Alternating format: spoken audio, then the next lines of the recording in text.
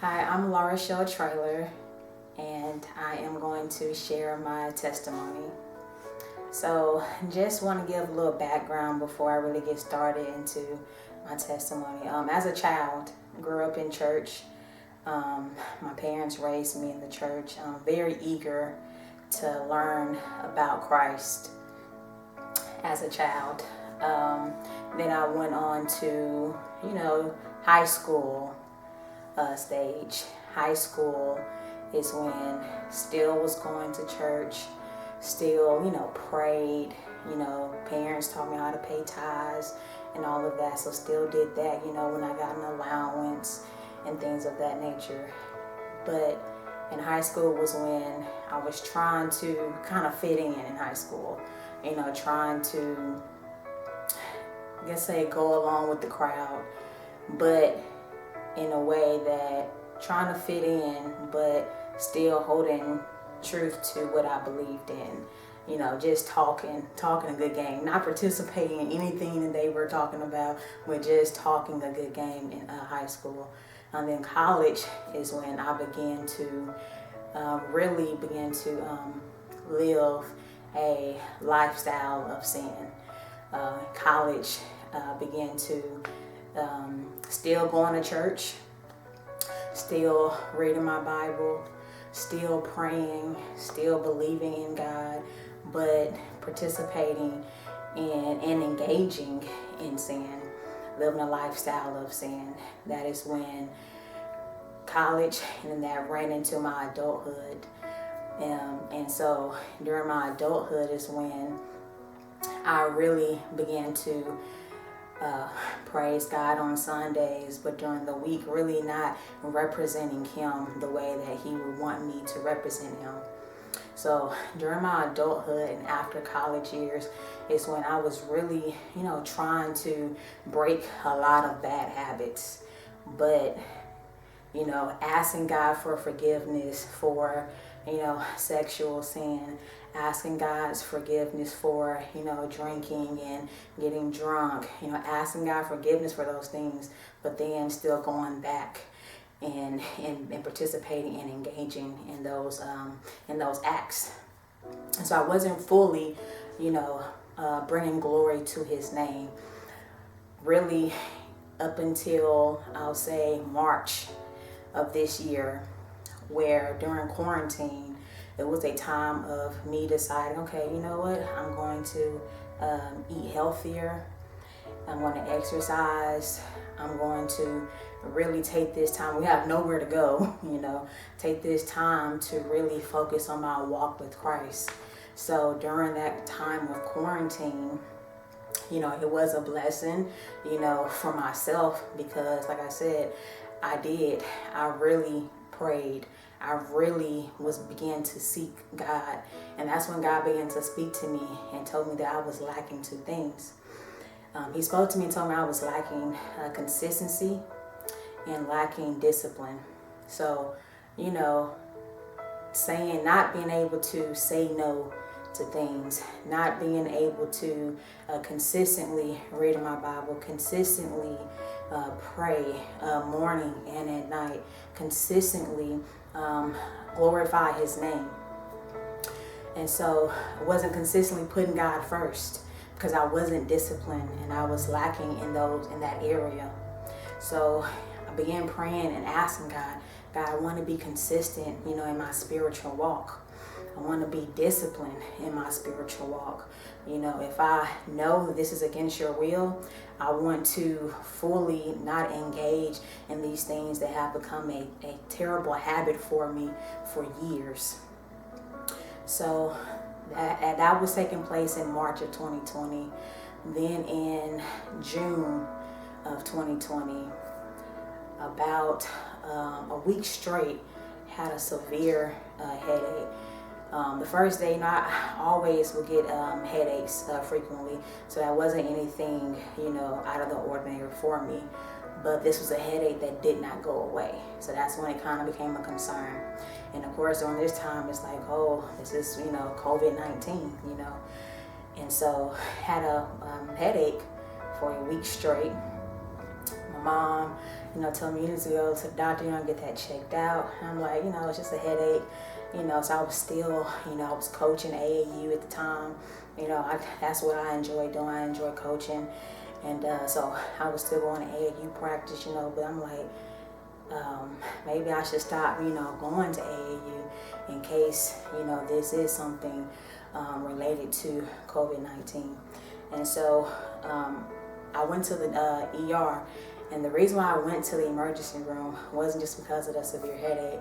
The severe headache turned to me experiencing shortness of breath. Shortness of breath that I had never experienced before. I mean, me just sitting in my bed, me just, standing, putting on clothes, shortness of breath. Also having a very fast heartbeat that was taking place as well. And so I remember being on the phone with my mom, and so she was trying to get me, tested for COVID testing. So I went to, while she's on the phone, like they make it seem that getting a test is so easy, but at the time it really wasn't. We were getting the runarounds about where to go to get COVID testing. And so I got in my car. Mom didn't even realize I had left my home yet. Got in the car, she's on my phone, and I'm experiencing, shortness of breath. Really shouldn't be driving, but I was driving, and the ER wasn't too far from my house. Went to the emergency room. Actually, didn't make it to the emergency room first. They told me it was a HEB, which is a grocery store, and inside the parking lot, they had COVID testing. So I went there. My mom was on the phone with people from the hospital, and they were saying, no ma'am, we don't do COVID testing at HEB. She would have to go to a Goretti clinic. So I go there, and I'm having to drive. At this point, I'm feeling like I'm having like an anxiety attack. Never experienced this ever in my life. And I'm driving, and so my brother's having to give me directions over the phone. I know where the emergency room is, but this time I'm just not able to really think clearly. So my brother's like, Shell, it's across the street. All you have to just go across the street. It's directly across the street from where you are right now. And in my mind, I'm like, I don't know how I'm gonna make it across the street, because at this time I'm having like severe headaches. I'm having shortness of breath. Heart is beating very, very fast. I'm having like this pulse, steady pulse in the back of my head.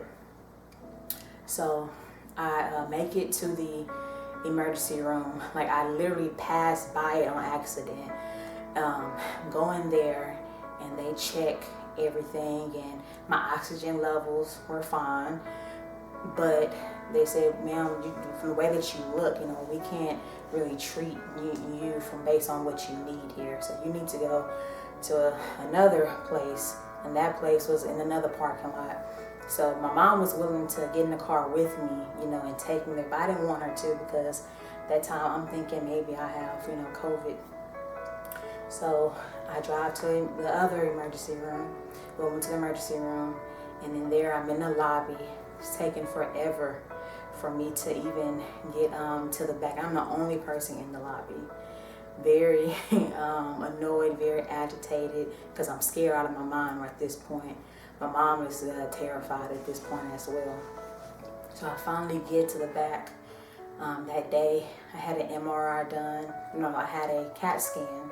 CAT scan was taking place. I had that done. All tests, came back fine, nothing abnormal. I had a EKG, everything came back normal. I even had a COVID test. Of course, that takes a few days to come in. That test was negative, so I didn't have COVID. So at this point, I'm not sure what's going on with my body. So this is the end of June of 2020. So pretty much go back home, and I'm waiting on results. But when I find out I don't have COVID, it's like, okay, well, I need to make a doctor's appointment, to figure out what's going on. I need to get an MRI done of my brain, because the CAT scan showed that everything was normal. So while I'm waiting for a doctor's appointment, that takes, I live in like the Missouri City area, Houston area, so you can't just go see your doctor, within a day or two. Sometimes it takes a week and a half. And so within me waiting to see a doctor is when I began staying at home and actually staying at my mom's house and experiencing migraines. I mean, migraines like where I'm having sensitivity to light, sensitivity to smell, sensitivity to noise, so the only thing I can do is really lay in the bed. And I'm having not only migraines at this point or headaches, but I'm having this intense pressure in my head. So some nights were very, very hard, to a point where I would again have like those panic attacks again, anxiety attacks. And so we would go to the emergency room, and then things would kind of calm down. I wouldn't have the anxiety attacks anymore. But I went to the emergency room probably about 3 different times. The last time I visited the emergency room, what made me go that time, wasn't feeling too well. My dad gave me turmeric because turmeric helps treat inflammation. So I take turmeric, and I overdose on the turmeric without even realizing it. Unintentionally, I overdose on it, and I'm in bed and just not feeling right at all. So I call my mom, she's downstairs. My body's like shaking like nonstop. I'm freezing cold. My body's shaking, my legs shaking, hands are shaking. And so we go to the emergency room. Once I get there, things settle down. But on the way there, I'm shaking really bad. My mom was, crying. She's calling my grandmother, grandfather, y'all pray for Shell. Something's not right. We don't know what's going on, but find out that I took too much turmeric. Get to the emergency room. Finally, I'm able to get an MRI done that next day. Had a hospital stay. MRI is taking place that day, and I have a lumbar puncture to see if I have any fluid on my brain.